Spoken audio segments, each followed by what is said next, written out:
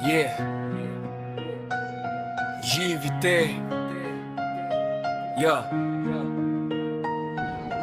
ජීවිතේ ගුණ නැන පෙන්වන්නට අද ආවෙමි සිත් සනසා යන්න දහමට ගරු කර දිනනා ලෝකය සුගතිය වෙත හැක ලං වෙන්න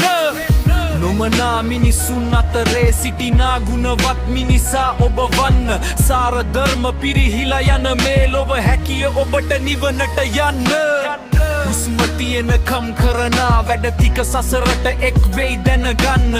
අනාචාර නොමනා වැඩ කරමින් සමාජ පිළිලය නොමවන්න දහමට සිත් ඇති ධර්මය උසුලන උතුම් මිනිස් බව රැක ගන්න දන් දී පින්කම් කොට නිසි ලෙස ඔබ සසර ගමන නවතාලන්න ලගින් සිටින අය වෙන් වී යන විට සියල්ල වටහාගෙන ඉන්න තමන්ගේ සිත තුල දානව ගාවෙම අස්වනු ගැනුමට සැරසෙන්න බලතල මානය හා දුෂ්චරිතය වැඩි දුර නොයති දැනගන්න අම්ම තාත්තට කල ගුණ සලකන කෙනෙක් වෙයන් ධර්මය දන්න ලෝකෙට පෙන්න රැඟුවත් නිසි ලෙස දවසක සුන් වෙයි හැමදේම කර්මය බලවත් වූ කල සිදු වෙයි බලය ධනය අතහැර යන්න